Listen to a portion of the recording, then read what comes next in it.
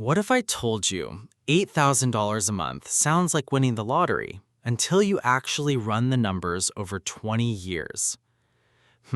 Stay with me here because this isn't the video where I tell you $8,000 is not enough and leave you feeling worse about your payslip. It's the opposite, actually. But you have to understand what's really happening underneath that number first.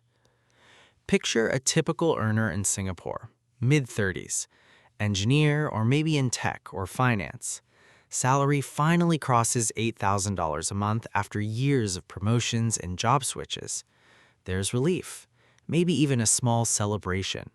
Copy with an old friend. Wow, you made it. But here's the thing nobody explains at that celebration.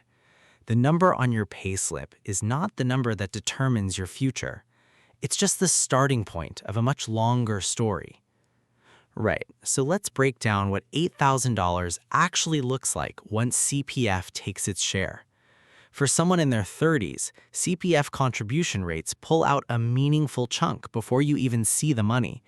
Employee and employer combined can push past 37% of wages into CPF accounts. Your take-home, after your own contribution, lands closer to $6,600 a month. Already, the number feels different. Not in a bad way, just more real. Now here's where most people make their first mistake. They look at that $6,600 and think about lifestyle, rent or HDB mortgage, hawker meals versus CBD lunches, a car or MRT and Grab, weekend trips. And slowly, almost invisibly, the lifestyle expands to match the income. Psychologists call this hedonic adaptation. I call it the escalator because once you step on, it keeps carrying you upward whether you meant to move or not. So let's actually walk through 20 years with two very different versions of this same $8,000 earner. Version 1, let's call her May. May gets her $8,000 salary, and over the years, as it grows with promotions, so does her spending. Bigger flat, newer car, nicer holidays. By year 20, she's earning maybe $14,000 a month, a solid, respectable outcome. But her spending grew right alongside it. Savings rate stayed around 10% the entire 2 decades. Version 2, Jun. Same starting salary, same career trajectory, same promotions, same eventual $14,000 a month by year 20. But early on, Jun made one decision that changed everything. He kept his savings rate around 35% even as his income rose. Lifestyle improved, sure, but slower than income did. Same salary journey, wildly different endings. And this is the part where things get interesting. By year 20, May has built up a portfolio worth roughly $180,000. Comfortable, not bad at all. But Jun, investing that 35% consistently into a diversified portfolio, averaging something like 7% annual returns, Jun is sitting on close to $950,000.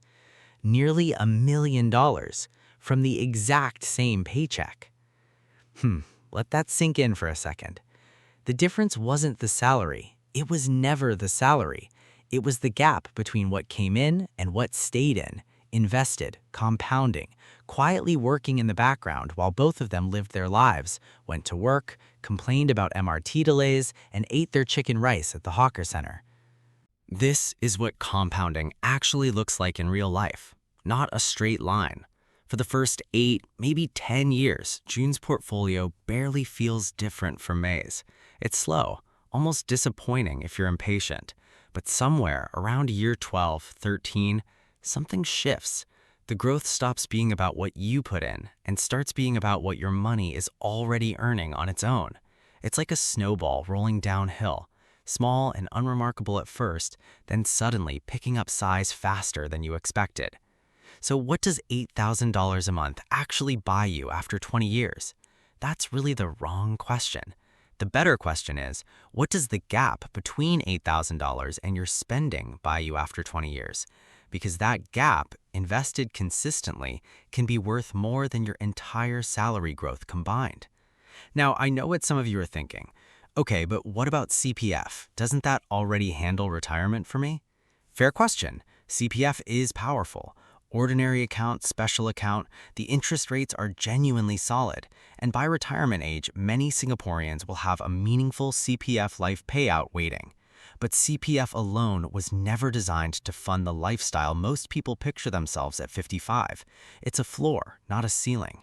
The real flexibility, travel, and early retirement option, helping your kids, weathering an unexpected medical bill without panic, that comes from what you build outside CPF.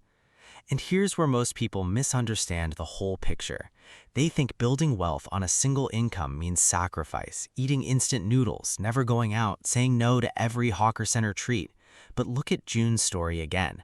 He wasn't miserable for 20 years. He still upgraded his flat, still traveled, still enjoyed his life. The difference was pacing. He let his lifestyle grow at maybe half the speed of his income, instead of matching it dollar for dollar. That's really the whole secret, isn't it? Not deprivation, just a slightly slower escalator. There's a number worth remembering here. For every $500 a month you keep off the lifestyle escalator and invest instead, over 20 years at reasonable market returns, you're looking at roughly $260,000 sitting quietly in your portfolio by the end. $500. About one nice dinner a week redirected. That's the actual size of the decision most people don't realize they're making every single month. So if you're sitting there right now earning $8,000 or even $5,000 or working toward that number, the salary was never really the finish line. It was just the fuel. What you do with the gap between earning and spending, that's the engine. 20 years from now, two people can hold the exact same payslip history and end up in completely different financial worlds.